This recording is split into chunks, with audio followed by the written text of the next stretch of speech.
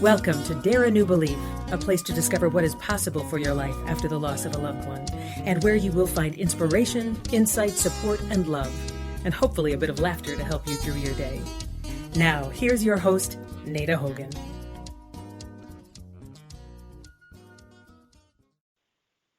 Welcome to Dare a New Belief, where you will find light and life, love and joy, healing, faith, and hope. A place where you get to believe what is possible for your life. And today I have the great honor to be with Joanne King. Joanne lives on the island of Maui, the lucky, lucky girl. And she has a Master's of Arts degree in counseling psychology, and she works as a counselor in psychology. Her work focuses on health and wellness, and Joanne has foundational and advanced training in mindfulness, which is a lot of what we're going to talk about today. She's also a certified yoga teacher and is able to counsel, mentor, and advise others from diverse backgrounds. Her expertise lies in working with people to help empower them in their lives, relationships, and work. Joanne's therapy practice uses a holistic approach incorporating mind, body, and integrative medicine for health and well-being. Joanne has developed a mindful eating program called Ditch the Diet for Life. It's a program grounded in cutting-edge psychology and is different than anything you may have ever tried before. Using a mindful approach of staying grounded in the here and now, she is able to provide non-judgmental support while staying focused on the person. Most people just need a guide who can help them through the struggles that they are experiencing. And Joanne is a master at that. Welcome, Joanne. Aloha, Nada. Thank you so much for having me as a guest. I'm so excited to be here with you. Oh, me too. I feel exactly the same way. I'm totally thrilled to have you here with me. So, Joanne, to kick this off, because so much of your work is all around mindfulness, and we're going to go in a lot of different avenues, but the mindfulness, mindfulness and mindset, I want to kind of talk about what mindfulness is. How do you define that? So mindfulness is really just all about being here in the present moment, right? You're just paying attention with awareness. You're grounded in being here in the moment. And it's really about looking at everything curiously and non-judgmentally. I love it. Do you find that most people have a hard time just being in the here and now, that they just don't even understand what that means so much of the time? So yeah, we do find that a lot, right? Well, because our minds are programmed to be busy all the time, right? Your mind is constantly going. I mean, think about, have you ever sat down and thought about nothing? Right. Right. Yeah. I mean, that just doesn't happen. We have between 60 and 80,000 thoughts a day. And many of those thoughts, like 98% of them, we had yesterday. So you're probably thinking the same thoughts you had yesterday a lot of the time. They're not really new thoughts. Many people go to the past. And when we go to the past, that's when we become depressed. Many people go to the future. That's when people have a lot of anxiety, right? Because they don't know what's going to happen. They become anxious. But think about it. When you stay present and grounded in this moment is when you can have clarity to what's happening in your life, and just feeling calm, being here. Yeah.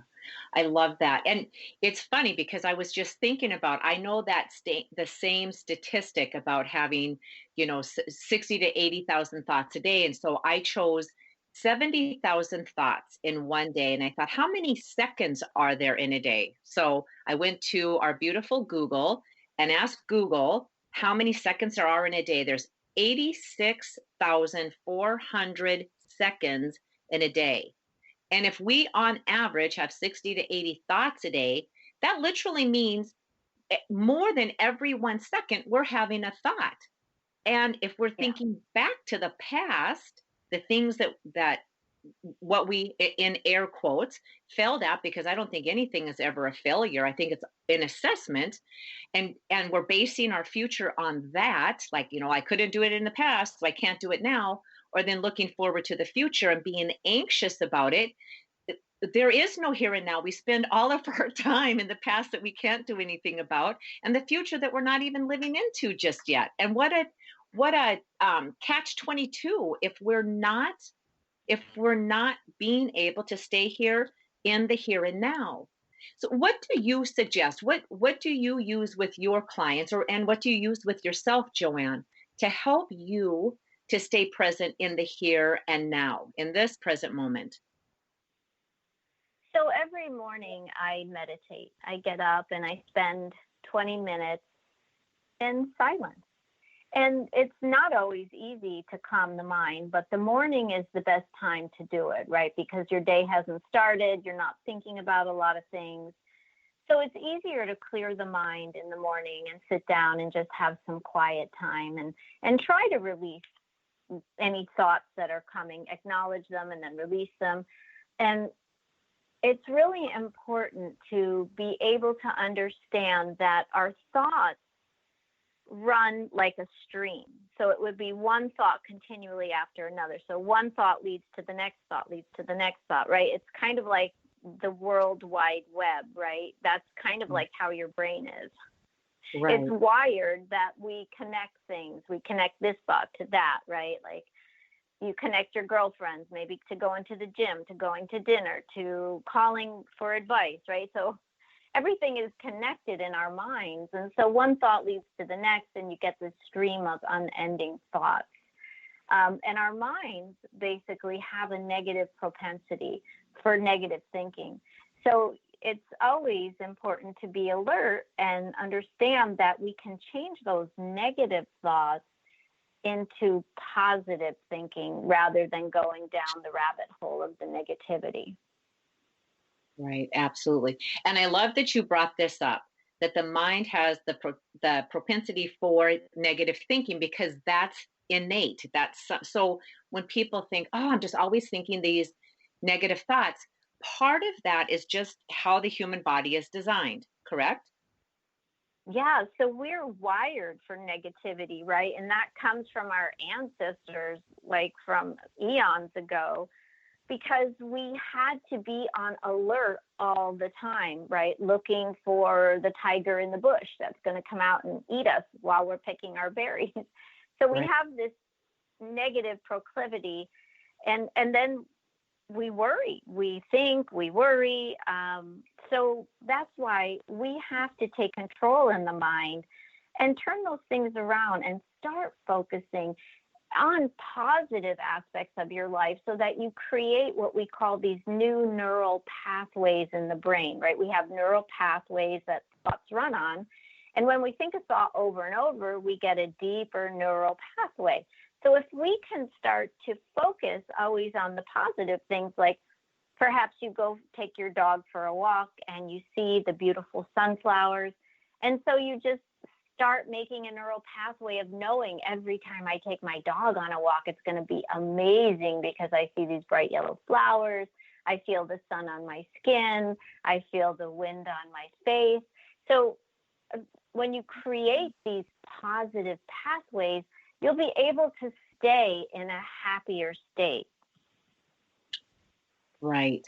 How do you advise your clients, whether you're working with clients on your ditch the diet for life, and we'll talk about that in a little bit, whether you're working with your clients on that, on mindset or mindfulness and positivity around their health, the food, their body shape, and your the clients that you work with that you're just counseling, how do you help, or what do you suggest to them to help them to stay positive? Because I know for some people, and I used to be one of them, and gratefully I'm not anymore, but But you get caught in that trap of that negative thinking, and it's just a spiral, and you just go down, down, down, down, down. And if you don't know how to stop and switch that and make that U-turn, it can literally take sometimes years to get out of that depression. So what's something that It you does. share? Yeah. What's something with you Yeah, that you it share does. with your clients? So a lot of times, and this is why it's important that they see a professional mental health counselor, because a lot of times people need medication to pull them out. They have such an imbalance of the brain chemicals in their brain that it's really difficult for them to come out. And if they've been using drugs in the past, a lot of times that really sets off the chemicals, the balance in the brain. And so we need to bring the balance back. And so I will refer them to a physician who will prescribe medication, antidepressant medicine for them. And then that helps give them a kickstart, right? If those are the people who are really stuck. I am not a big proponent for medication, and I always try first without it. But if someone's really stuck in that downward spiral, it can be really helpful to have them have medication to help start, like I said, jumpstart them out of that and get them into feeling better. And then we get them off of the medicine as they begin to really feel better. Right. Right. And it just seems like in the Western culture, for sure, that we're kind of a pill popping society, that we're used to going to the doctor, somebody outside of us that says, give me the pill to make me feel better. And I'm in complete agreement with you. And I say the same thing to my clients when I'm coaching. If they can't seem to make that shift, if they're just stuck in that, sometimes I think it's a really nice, just a boost. So you can start remembering what it is to feel a little bit better, and then gradually, of course, with the doctors, under the doctor's care, start decreasing that antidepressant or anti-anxiety, whatever medication they were trying to take.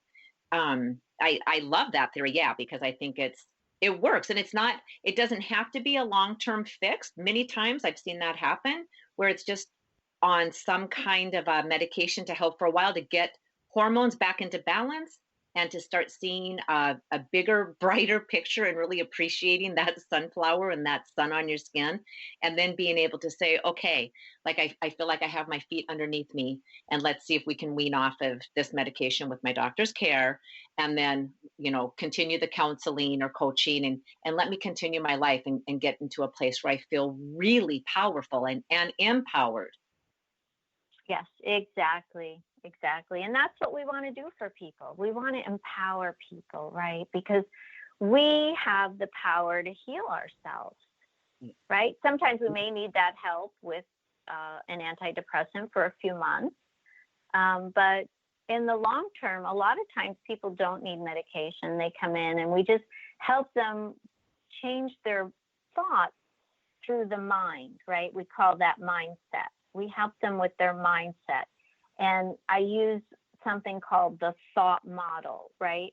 And the thought model helps people to just tweak and turn their thoughts a little bit until they can see the light and become happier and feel empowered in their life. And that's the whole goal, is just having joy. I believe the purpose of life is joy. Absolutely. And I think the most empowering thing that we can do for people is when people realize that they have the power within them, that they can do that. They can use the mindset, and they can use the thought model and tweak those thoughts just a bit. So change their perspective, change how the meaning they're giving the situation. And all of a sudden a person starts realizing, oh my gosh, like I have this power to do this. Like I'm doing this, I'm changing how I feel. And to know that, because I think that in the Western culture, it's all I can speak for. It's the only place I've ever lived. But in the Western culture, I think that so many of us grew up as victims, that we felt like we were powerless and that life happened to us and as long as we could just kind of scrape and get through it, then